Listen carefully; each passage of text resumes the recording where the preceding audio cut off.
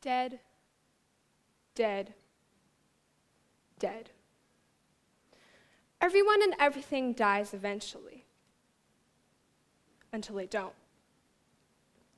In the book of Disquiet, Fernando Pessoa had said, "My soul is a hidden orchestra. I know not what instruments, what fill strings and harps, drums and tabora I sound inside myself. All I hear is a symphony." What if I told you someone out there deciphered your symphony?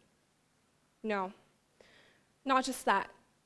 They've mastered it, its techniques, the beauty and flourish of the piece, yet to be perfected and still in the making, but nonetheless existing. This was in 1982, with its seemingly limitless possibilities to even immortality. The notion of genetic manipulation, artificial cell replication, the DNA revolution, still unknown and quite unfamiliar to the few whose curiosities were claimed by the study of just how much we could push the boundaries of nature as we know it. While some still seek the secrets this world still holds, others fear for the unforeseen future, the fear of the unknown. But what is held in the power of the words we speak, and if the control of life and death is too much for us to handle. According to the World Health Organization, 725,000 individuals are killed each year by the so-called monster that is mosquito. 725,000. That's more than the total population of Seattle, Washington. That's approximately 242 times our school population of 3,000 students. And for something that has been a problem for so long, and is pretty much a perennial problem, efforts have come a long way since the first preventative and treatment measures. But some believe that's not enough. Oxitec is a biotechnology company working with what they believe to be the solution to this issue. By inserting a self-limiting gene that is altered to work only in insect cells, the male Aedes aegypti mosquito now have the ability to pass on this gene to its offspring when released in the wild. So, the inheritance of this trait would in turn cause them to die before reaching adulthood, therefore limiting the local mosquito population. In the face of major outbreaks like Zika, which was estimated to result in the financial burden of $3.5 billion in 2016, this method will be brought to use, and as according to Oxitec, the 50 trials they have performed have demonstrated the reduction of the wild population to up to 90%. But some still believe that that's not enough. That's when the method of CRISPR-Cas9 comes in.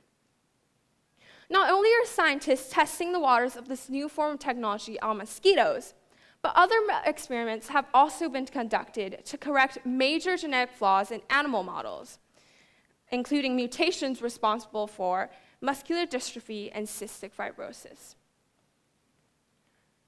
CRISPR-Cas9. With it comes the ability to successfully and efficiently remove, replace, rearrange, and alter the DNA of, as according to the National Geographic, any living organism, even us. As can be interpreted by its name, this genome editing tool composes of two main molecules. The first, Cas9, an enzyme acting as a cellular scalpel or scissor, and the other acting as a navigation tool, deriving from the unique sequence found in bacteria and other organisms that essentially target and destroy the genome of invading viruses. This is a form of power we've only ever dreamed of. And as it turns out, the fountain of eternal youth and immortality might not be so far off from what our future holds. She wants to be more gifted. He wants to be and feel more beautiful. They want to be more intelligent. We want to be more athletic. We don't want to get sick. We don't want to die young. We don't want to go through the suffering as our bodies deteriorate into nothingness, until it can no longer support itself, until we have no time left. Maybe we don't want to die at all. As recent editing of human genome has reached headlines, so has the controversy and troubling implications it brings with it. What will happen in a world where the wealthy get their hands on the newest genetic enhancements for their children? From designer bags to designer babies. Many believe that this will be the source of greater inequality to the point of genetic discrimination, as stated by the British Incorporation. Eventually, with the rest of the world in tow, the potential misuse of this technology for eugenics, the enhancement of certain human characteristics, is also a harrowing thought to most. How would our society function with our perception of identity obscured? How would we compare? Instead of helping us build a well-balanced and more open-minded society, it might bring upon the downfall of our economy and society as we know it. In the 10 years moving forward, regardless of objection and disapproval, or support and encouragement, the scientific world will keep on changing and evolving, as some things are just inevitable.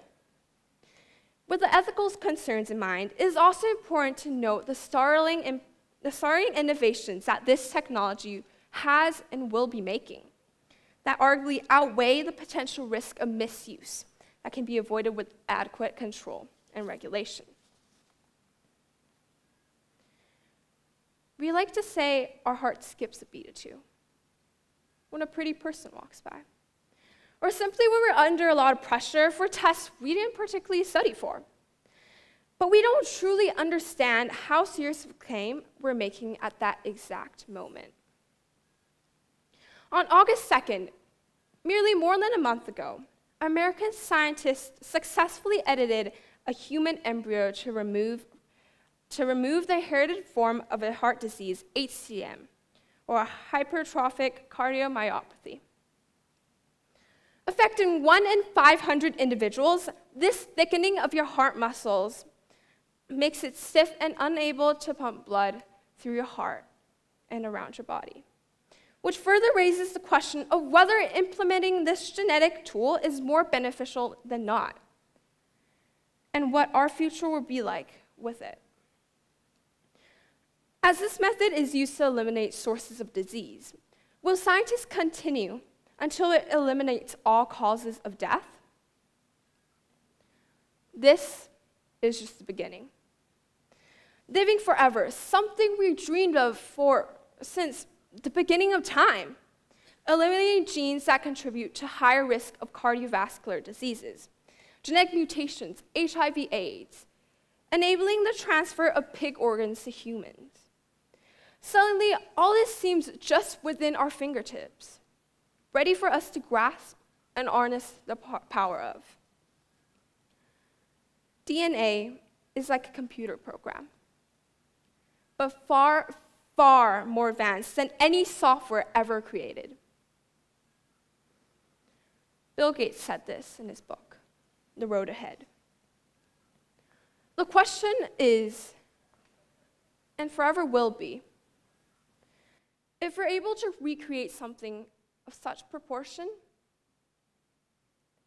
should we? Thank you for listening.